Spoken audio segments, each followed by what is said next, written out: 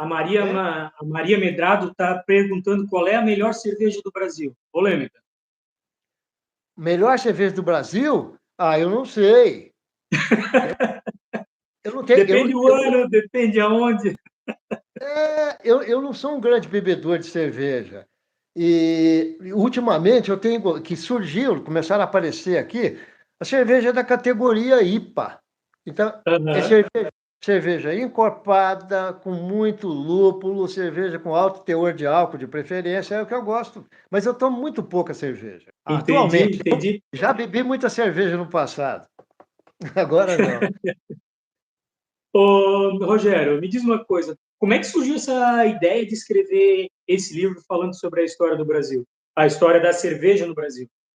Ah, não. Isso é ideia do Henry e do primo dele, o Philip, que eles já tinham feito antes um livreto, um livro menor, mais voltado para a família deles, não é? Que eles são primos e eles são bisnetos tanto do Stopakov como do Koenig, tá? Então, Aham. acho que eles sempre tiveram essa ideia e amadureceram com o tempo. Em 2019, me convidaram, eu não lembro mais como é que foi que a gente entrou em contato, mas nós acabamos entrando em contato e acertamos esse trabalho. E eu comecei a fazer pesquisa, escrever e tudo mais. E o Henry veio participar depois também, porque as pesquisas elas foram um pouco atrasadas e a redação do texto também, por causa da Covid, tá?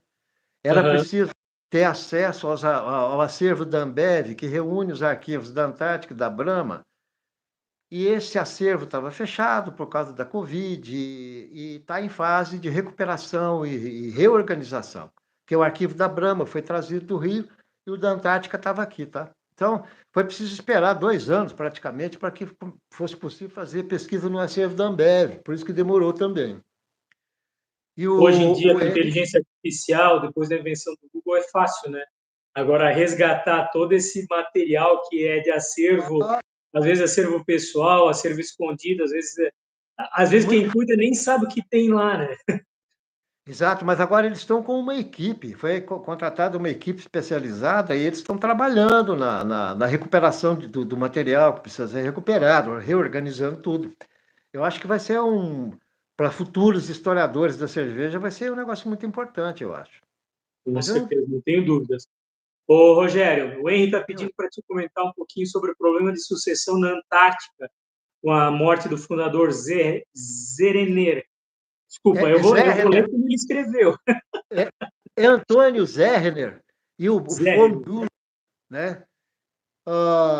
Bem, o Zerner com a esposa dele, eles eram os donos. O Zerner morreu primeiro e a esposa dele herdou a cervejaria, tá? E tinha o sócio Bulov. Parece que antes de morrer, o Zerner comprou dos herdeiros do Bulov. Eu vou falar Bulov, que na verdade é Bulov, não é? Mas fica, comprou dos herdeiros deles a participação acionária desses caras, pelo menos uma parcela. Parece que isso, se eu me lembro bem. E ele, então, passou a ser o acionista majoritário. E aí o que acontece? O Zerner morre e passa para a mulher dele. A mulher dele instituiu, então, como eles não tinham filhos, ela instituiu uma fundação, que hoje tem o nome de Fundação Antônio e Helena Zerner, que deveria, então, ser dedicada a cuidar dos próprios funcionários da empresa, tá? Com escolas, com assistência médica e tudo mais. Inclusive, já foi produzido recentemente um livro bom, um livro interessante, um livro bem ilustrado, contando a história da fundação, está disponível. Então, o que acontece? Aí a Helena morre também, não é? E aí, então, começou essa briga, mas é uma briga que quem conhece melhor os detalhes, quem redigiu esse capítulo foi o próprio Henry. Então, realmente houve aí um imbróglio, esse imbróglio se arrastou. Eu só sei que, inclusive, salvo engano, até mesmo o governo da Alemanha nazista tentou se apropriar da Brahma, tá? Porque a Helena num determinado momento, teria feito uma doação do capital, que era parte dela, para a cidade onde ela nasceu, na Alemanha. Mas eles eram judeus, tanto a Helena como o Antônio, tá? Certo. Imagina que absurdo. E a Alemanha nazista querendo pegar a parte do capital deles na cervejaria.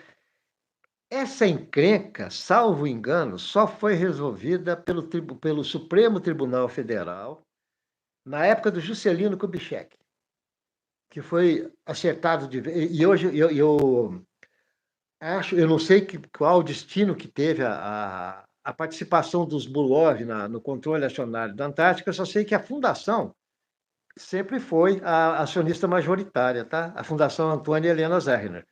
E essa história dos alemães, dos nazistas alemães aí também, isso aí não foi levado em conta logo a partir do momento que começou a Segunda Guerra.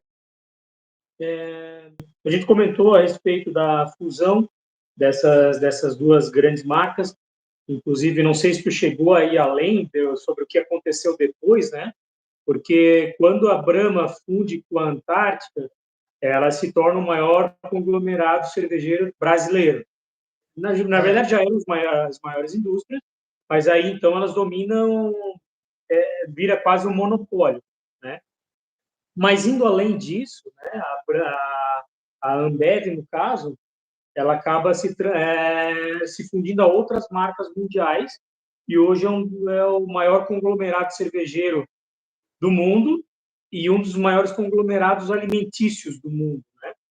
Como é que essa estruturação histórica ela contribuiu com tudo isso, com toda essa situação? olha, eu não conheço muito bem a situação atual, tá? Eu sei que eles, num primeiro momento, feita a Ambev, eles fizeram uma negociação, se não me engano, com uma empresa mexicana, algo assim, e depois fizeram negociação com uma empresa grande lá da Bélgica, e esse conglomerado cervejeiro belga, junto com a Ambev, com esses acionistas da Ambev, eles compraram então a Anheuser-Busch dos Estados Unidos, que era a maior cervejaria dos Estados Unidos, e virou então essa, como é que é? Eu agora eu esqueço o nome, tem um nome The Embev, Interbrew, acho que é, né? eu nem lembro mais o nome, né, na atualidade, como é que é essa situação. Mas é o maior conglomerado cervejeiro, pelo menos do Ocidente, né? Não sei se é maior, porque lá na China, a China é a maior produtora e consumidora de bebida, né? Mas não sei se alcança o mesmo volume de produção e se tem tanto mercado como essa empresa agora, atual aí, né? O grande conglomerado que está. Entendi. Ô, Rogério, vocês chegam a comentar sobre a história da Skol? Da onde que surge a Skol e de como que ela entra para o grupo? Não, não. O livro termina com a morte do Heinrich Kühnig, em 1967. Então, Certo. paramos por ali, porque depois disso, tem um colega chamado Oscar Pilagallo, que escreveu com uma outra colega também um livro sobre a fusão das empresas, e acredito que outros livros tenham sido escritos a respeito dessa questão. A gente parou, então. O Henrique está comentando aqui que tem dois ótimos livros. Ele está indicando Sonho Grande, que é o livro do Jorge Paulo Lemann, e Hum, acho que deve ser de um em um gole só, ou de um gole só. no, Então ele comenta que não entraram nessa seara por causa disso. porque os livros já estão aí, contam bem essa história, né? Então, O que eu tenho assim que a Skol, ela na verdade ela não é uma cerveja inventada pela Brahma, né? Mas ela foi a Skol, primeira cerveja criada como uma cerveja mundial. Né? Ela foi criada por 4 cervejarias de 4 países diferentes para ser realmente a primeira cerveja distribuída de maneira mundial. E aí a Brahma, ela vem no esqueci a data exatamente, 1987, 1980, uma coisa assim. E aí ela vem para produzir essa cerveja no Brasil, que é a mesma receita produzida em outras partes do mundo. não sabia. Porque É hoje, interessante, é interessante porque a Skol ela é a cerveja mais vendida no Brasil hoje, né? Então, É? como ela faz parte desse conglomerado, eu achei interessante a gente trazer para a nossa conversa. Ah, mas eu sei muito pouco sobre a situação que existe hoje, sabe? No Aham. mercado geral aí, realmente não sei. Então, quando você foi, eu lembro que não foi a Skol que foi a primeira cerveja em lata, né? Foi uma outra. Não A foi? primeira cerveja em lata, Mas eu acho que era eu lata acho que mesmo, não era também, alumínio. justamente por essa questão da distribuição internacional, né?